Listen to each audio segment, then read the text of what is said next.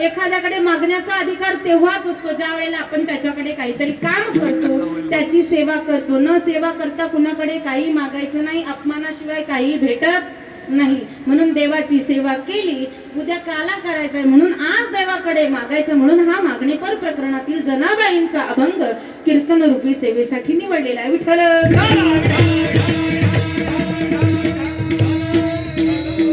सेवेला सुरुवात करण्यापूर्वी अल्पसा परिहार द्यायचा तो असा की समस्त ग्रामस्थ, सगळी शृंगारपूरकर मंडळी असेल, आमचे पवार बाबा असतील, विमलाकांत बाबा पवार, आमचे सरपंच दादा असतील, है की नाही, तेही पवारच आहेत ना. हा हा. आणि सगळ्यात अगोदर ज्यांनी मला तुमच्यापर्यंत आणलं, कारण पती आणि पत्नी यांना जोडणारा धागा महत्वाचा असतो ना. महाराज लोक फार विचित्र आहेत. एखाद्याने मुलगी बघून दिली आपल्याला, आजकाल मुली भेटत नाही ना अक्षय महाराज, बघून ठेवा आताच, है की नाही. हा, वडिलांवर टेन्शन देऊ नका जास्त, वाहनात नाही पण गुणात भेटली पाहिजे, है की नाही. हा, आमच्यासारखी काळी असली तरी चालेल.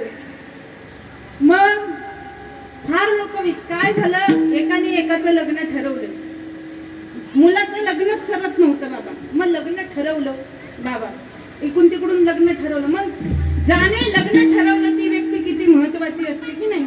त्याचा मानपान, त्याचा सन्मान लग्नामध्ये केला, त्याला वस्त्र दिले पाहिजे, 4 माणसामध्ये सांगितलं पाहिजे बाबा आमची 2 घराणी आज या व्यक्तीमुळे एकत्र आलेली आहे, है की नाही. बरोबर असं सांगितलं पाहिजे. त्याला काय म्हणतात आपले संस्कार. नाही तर माणसं घरात आली आणि पाणी द्या किंवा चहा द्या असं जर घरातल्यांकडे मागावं लागलं तर तुमच्या घराची घराणं पण काय कामाचं आहे. काय जाळायचं तुमची प्रॉपर्टी आम्हाला, का आमच्या घरात चहा पाणी आम्हाला भेटत नाही. तुमचं घराणं कसं आहे का, शास्त्र असं सांगतं अतिथी देवो. तुमच्याकडे काहीच नाही सांगत का, मग बोलता का अतिथी देवो. हा, मग पाहुण्यांचं स्वागत केलं पाहिजे का, का पाहुणे येते घरात पुढचे दार बंद का मागचे उघडे, असं आहे का. अजिबात नाही. तुमच्या दारात भिकारी जरी आला तरी अगोदर त्याला पाणी आणि चहा विचारलं पाहिजे. जर तुम्हाला तुमच्या घरात पाहुणा यावा आणि त्याला आमच्यासारखी एक तर माणसं कुठे जातच नाही. आम्ही काय भिकारी नाही. लोक महाराज लोकांना भिकारी समजतात. हा भाग, हा कोटीची प्रॉपर्टी धुडकावून लागण्याची ताकद, लावण्याची ताकद आमच्यातच असते, तुमच्यात. ज्याला संसाराचा लोभ आहे, ज्याला पैशाची हाव आहे, आम्ही पण घेतो असं नाही. कीर्तनकार पैसा घेतो पण तो पैसा तो लावतो कुठं ह्याला जास्त महत्व आहे. बरोबर ना. महिनाभर काम केलं आणि शेवटचा पगार बिअर बार मध्ये खर्च केला तर काय उपयोग आहे सूरज महाराज. उपयोग, अजिबात उपयोग. मग महिनाभर काम करावं आणि त्यातले 5 रुपये का होईना एखाद्या वारकऱ्याच्या वाट्याला जावे.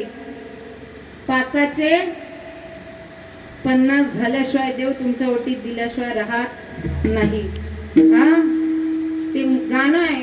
गाणं फक्त प्रार्थना म्हणण्यापुरतीच आहे. एवढी सुंदर शाळा आहे त्या कार भाटल्यात पण ती बंद पडायची वेळ आली. त्या शाळेत प्रार्थना म्हणतात लेकरं. हा, हीच आमची प्रार्थना अन हेच आमचे मागणे, मानसाने मानसाशी मानसास. खरंच सांगा, वागता तुम्ही? आपल्या छातीवर हात ठेवून सांगा आम्ही खरंच वागतो. अजिबात आपण वागत नाही. असं जर असेल तर त्याचा काहीही उपयोग नाही. माणसाच्या जीवनामध्ये माणूस किती अन्न मान धन हे तो प्रारब्धाधीन. तुम्हाला अन्न किती मिळतंय, धन किती मिळतोय, मान किती मिळतोय हे तुमच्या प्रारब्धावर अवलंबून आहे. अहो, जेवढे संत जिवंत होते तोपर्यंत त्यांचा कुणीही मान सन्मान जास्त केला नाही. माझ्या तुकोबारायांच्या अंगावर गरम पाणी ओतलं, काट्याने मारलं मंबाजी पोहाने, काट्याचं झाड. एवढंच नाही, काय काय केलं. माझ्या ज्ञानोबारायांच्या झोळीमध्ये लोकांनी महाराज ज्या वेळेला आई वडील मेले प्रायश्चित्त घेतलं ज्ञानोबारायांच्या आई वडिलांनी. हा त्या वेळेला माझ्या इवलीशी मुक्ताबाई सोपानकाकांच्या कडेवर असावी, निवृत्तीनाथ साधनेमध्ये असावेत आणि ज्ञानोबारायांनी सिद्ध बेटामध्ये राहावं. सगळ्यांनी का वाळीत टाकलेलं आहे आणि जावं मधुकरी मागण्यासाठी. त्या वेळेला मधुकरी दिली नाही हो, पण रस्त्यातलं शेण उचलून ज्ञानोबारायांच्या अंगावर फेकावं, माती झोळीत टाकावी, दगड टाकावी. तेवढ्याने भागलं नाही तर एखाद्या ब्राह्मणाने मागून लाथ मारावी. कोणत्या संतांना तुम्ही जपलंय जोपर्यंत आहात ते. तुमच्याकडचे चांगला जर काही करणारा माणूस असेल ना, आयुष्यभर माणूस जिवंत आहे तोपर्यंत लोक त्याच्या नावाने बोट मोडल्याशिवाय राहत नाही. पण माणूस जेव्हा मेलं तेव्हा त्याची किंमत कळते. हा कोणीही असो. म्हणून काय करा, अतिथी देवो भव ही आपली संस्कृती आहे. आपण जेवढी वेस्टर्न संस्कृती आपण आपल्यामध्ये इन्व्हॉल्व करतोय है की नाही, तेवढी आपण आपली संस्कृती विसरत चाललोय.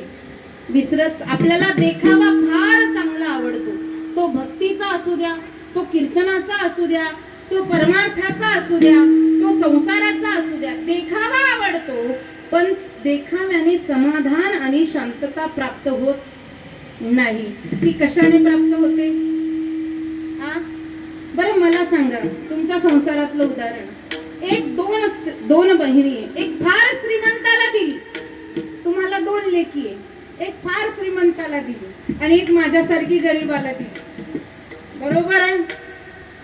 मग आता पण जे श्रीमंत आहे रोज तिचा नवरा जुगार खेळतो, दारू पितो, 10 बायका फिरवतो.